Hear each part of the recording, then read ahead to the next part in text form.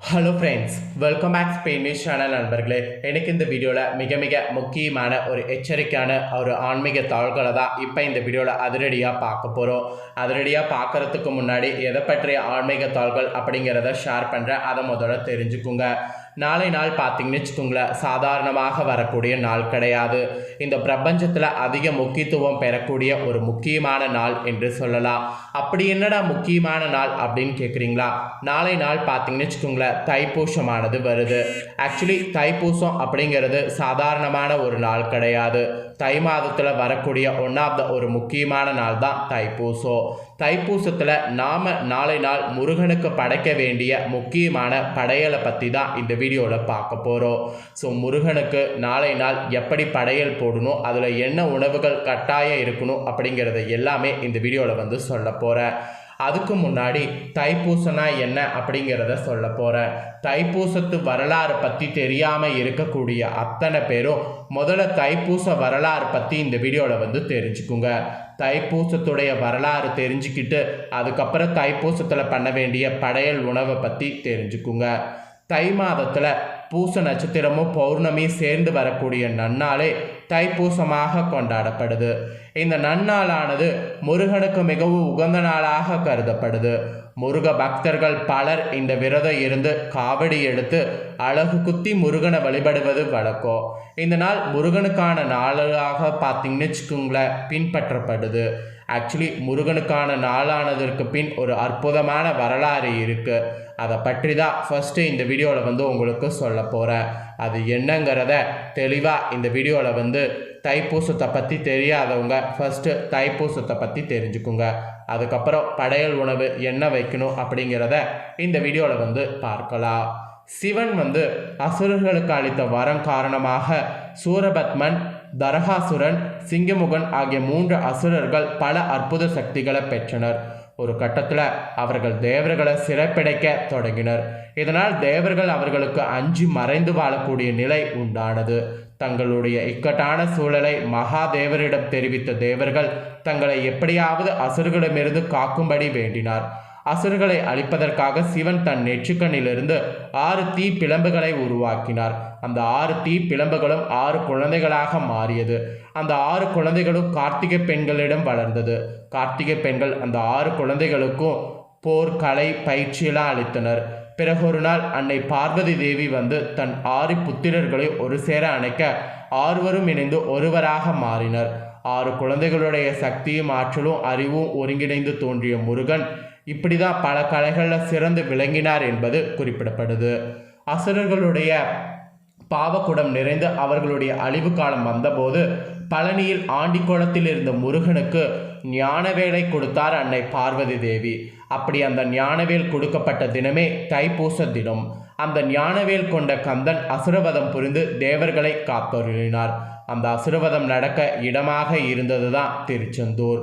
பழனி முருகன் ஞானவேல் பெற்றதால் மற்ற முருகன் கோவில்களை காட்டிலும் தைப்பூச விழாவானது பழனி முருகன் கோவிலில் வெகு விமர்சையாக கொண்டாடப்படுவது வழக்கம். இந்த நன்னாளை நோக்கி முருக பக்தர்கள் துளசி மாலை அணிந்து 48 நாட்கள் விரதம் இருந்து பழனிக்கு சென்று முருகனை தரிசிப்பது வழக்கம். ஸோ இந்த ஆண்டு தைப்பூசமானது நாளை நாள் வருது. ஸோ இப்போவே பழனியிலலாம் ஏகப்பட்ட கூட்டமானது இருக்குது. பழனிக்கு போகிற வழியில எல்லாம் பார்க்கும்போது முருகர் பக்தர்கள்லாம் காவடி ஏந்திட்டு முருகப்பெருமான தரிசனம் பண்ணுவதை பார்க்க முடியும். ஸோ தைப்பூசத்துடைய வரலாறு இதுதாங்க. இந்த தைப்பூசத்துடைய வரலாறு பற்றி இவ்வளோ நேரம் நாம் பார்த்தோம். இப்போ தைப்பூசத்தன்னைக்கு நாம் என்ன ஒரு படையல் உணவு பண்ணும் அப்படிங்கிறத பார்க்க போகிறோம். தைப்பூசம் அன்று வித்தியாசமாக விரத சாம்பார் இப்படி செய்து பாருங்கள். இந்த நாளில் நீங்கள் முருகப்பெருமானுக்கு வாழை இலையில் படையல் போட்டு வழிபாடு செய்யணும். அந்த படையல் போட்டு வழிபாடு செய்யும்போது அதில் இந்த ஒரு சாம்பார் செய்யணும். ஆக்சுவலி இந்த சாம்பார் செய்கிறது ரொம்ப ஈஸி. இது செய்கிறது நிறைய ஒரு சூட்சமான பலன் இருக்குது. அதனால் இந்த சாம்பார் செய்கிறது எப்படிங்கிறத முழுசாக இந்த வீடியோவில் தெரிஞ்சுக்குங்க. தை மாதத்தில் பொங்கல் பண்டிகை ரொம்ப முக்கியமான பண்டிகை. இந்த பண்டிகைக்கு அடுத்த சில முக்கியமான இதுனா தைப்பூசம். தைப்பூசங்கிறது தையில் வரக்கூடிய பூச நட்சத்திர நாள் தான். இந்த நாளில் முருகனை வந்து வழிபடுவது சிறப்பு. இந்த நாளில் சைவ உணவுகளை சமைத்து அவருக்கு படையல் செய்து வழிபாடு வந்து நாம் செய்யணும். விரத சாப்பாடு என்றாலே கண்டிப்பாக அதில் கட்டாய சாம்பார் இடம் பிடித்துவிடும். ஆனால் இந்த சாம்பார் முருகனுக்காக நாம் வைக்கணும். இந்த முறை நீங்கள் வழக்கமாக செய்யக்கூடிய சாம்பார் போன்று இல்லாமல் வித்தியாசமாக இப்படி சாம்பார் செய்து பாருங்கள். விரத சாம்பார் என்பதால் கண்டிப்பாக வெங்காயம் பூண்டு சேர்க்காம வித்தியாசமாக இருக்கும். பொடி இடித்து சேர்த்து செய்யக்கூடிய இந்த சாம்பார் வந்து இந்த பழனி சைடெலாம் ரொம்ப ஃபேமஸ்ஸு. இது இடி சாம்பார் போன்ற சுவையில் இருக்கும். வாருங்க இந்த விரத சாம்பார் எப்படி செய்யலாம் அப்படிங்கிறத உங்களுக்கு சொல்கிறேன், தெரிஞ்சுக்குவீங்க. இந்த சாம்பார் செய்வதற்கு ஃபஸ்ட்டு 100 கிராம் அளவு துவரம்பருப்பு தேவை. அப்புறம் 50 கிராம் அளவு பாசிப்பருப்பு தேவை. இது ரெண்டையும் எடுத்து நன்றாக அலசி கொள்ளுங்க ஃபஸ்ட்டு. அதுக்கப்புறம் 150 கிராம் அளவிற்கு முழுவதும் துவரம்பருப்பு வந்து மட்டும் பயன்படுத்த வேண்டும். பயன்படுத்த வேண்டும் அப்படிங்கிறது இதனை 3 முறை நன்றாக தண்ணீரில் அலசி 300 மில்லி லிட்டர் அளவு தண்ணீர் சேர்த்து குக்கரில் சேருங்க. இந்த பருப்போடு 1 ஸ்பூன் மஞ்சத்தூள், 1 டீஸ்பூன் பெருங்காயத்தூள் சேர்த்து குக்கரை மூடி விசில் வைங்க. 3 விசில் வைந்த பிறகு குக்கரை வந்து நிறுத்தி விடுங்க. நான் இப்போ தெளிவாக இன்னொரு முறை சொல்கிறேன், இன்னொரு முறை தெரிஞ்சுக்குங்க. இந்த சாம்பார் செய்வதற்கு 100 கிராம் அளவு துவரம்பருப்பு, 50 கிராம் அளவு பாசிப்பருப்பை எடுத்துக்கணும். நல்லா அலசிக்கொள்ளணும். இது ரெண்டும் சேர்ந்தது பின்னாடி 150 கிராம் அளவு துவரம்பருப்பாக இருக்கும். அதாவது துவரம்பருப்பு பாசிப்பருப்பு சேர்த்து 150 கிராமாக இருக்கும். இந்த 150 கிராம் பருப்பை குக்கரில் போட்டு 300 மில்லி லிட்டர் அளவு தண்ணீர் சேர்த்து குக்கரில் வந்து நல்லா சேர்த்து விசில் விடணும். அந்த விசில் விடும்போது அதோடு சேர்த்து மஞ்சத்தூள், 1 ஸ்பூன் பெருங்காயத்தூள் சேர்த்து தான் மூடி விசில் வைக்கணும். 3 விசில் வந்ததுக்கு பின்னாடி குக்கரை ஆஃப் பண்ணிடணும். பருப்பு வேகக்கூடிய நேரத்தில் இதற்கான பொடியை நாம் தயார் செய்து கொள்ளும். ஒரு கடாயில் எண்ணெய் எதுவும் சேர்க்காமல் 1 ஸ்பூன் துவரம்பருப்பு, 1 ஸ்பூன் கடலைப்பருப்பு, 1 ஸ்பூன் அரிசி, 1/2 ஸ்பூன் சீரகம் இதையெல்லாம் நல்லா வந்து அப்படியே வறுத்து எடுத்துக்குங்க. நன்கு வறுபட்டு நிறம் மாறி வந்ததும் இதனை ஆற வைத்து மிக்சியில் பொடியாக அரைத்து எடுத்துக்கொள்ளுங்க. இப்போ தனியாக குழம்பு மிளகாய் தூள் சேர்க்கறதுனால இதில் மல்லி மற்றும் வரமிளகாய் சேர்க்க வேண்டிய அவசியம் கிடையாது. அப்புறம் எலுமிச்சப்பழ அளவு புளியை ஊற வைத்து கொள்ளுங்க. இந்த சாம்பாருக்கு நம் விருப்பமான காய்கறிகள் பயன்படுத்தி கொள்ளலாம்.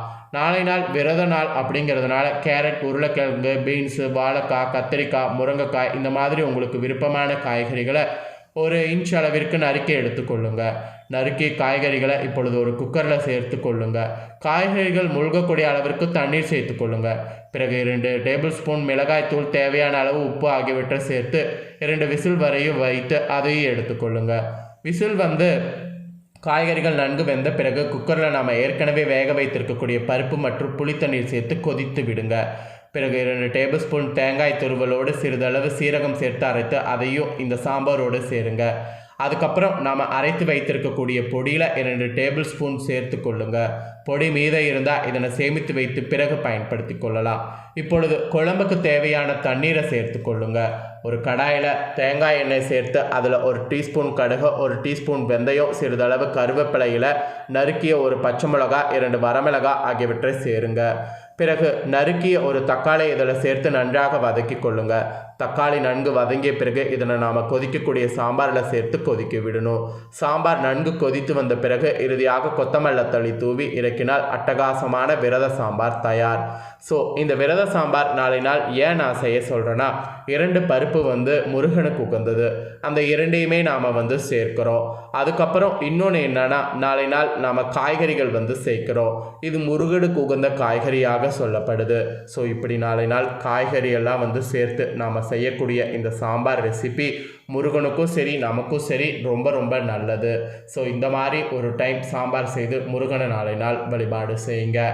இந்த வழிபாட்டு முறையை நீங்கள் தெரிஞ்சு பயனடைகிறது போல் உங்கள் ஃப்ரெண்ட்ஸ் ஃபேமிலியில் இருக்கிறவங்களும் தெரிஞ்சு பயனடையணும்னு நினச்சிங்கன்னா வீடியோ லைக் பண்ணி ஷேர் பண்ணுங்கள். வீடியோவை உங்கள் ஃப்ரெண்ட்ஸ் ஃபேமிலியில் இருக்கிறவங்களும் பார்க்கட்டும். அவங்களும் வந்து லைஃப்பில் வந்து இந்த ரெசிபியெல்லாம் தெரியாமல் இருந்ததுன்னா இந்த வீடியோவில் இந்த ரெசிபியெல்லாம் தெரிஞ்சு செய்து முருகனுடைய அருளை பயன்பெறட்டும். அதாவது படையல் போட்டு பயன்பெறட்டும். நெக்ஸ்ட்டு நம்ம சேனலில் நிறைய வீடியோ போடப்படும். அதை எல்லாத்தையுமே உடனுக்குடனே தெரிந்து கொள்ள மறக்காமல் நம்ம சேனலை சப்ஸ்கிரைப் பண்ணுங்கள். கூட பெல் பண்ண ப்ரெஸ் பண்ணுங்கள். அதை பண்ணிட்டீங்கன்னா நான் போகிற மற்ற அப்டேட்டான எல்லா வீடியோஸும் உடனுக்குடனே தெரிந்து கொள்ளலாம். ஸோ மறக்காமல் சப்ஸ்கிரைப் பண்ணி பெல் பண்ண ப்ரெஸ் பண்ணுங்கள். நெக்ஸ்ட்டு இதே போல் சுவாரஸ்யமாக வேறொரு புதிய அப்டேட்டான தகவல்களோடு மீண்டும் இன்னொரு ஒரு புதிய வீடியோவில் வந்து உங்களை சந்திக்கிறேன். ஸோ சப்ஸ்கிரைப் பண்ணி பெல் பண்ண ப்ரெஸ் பண்ணுங்கள். நன்றி, வணக்கம்.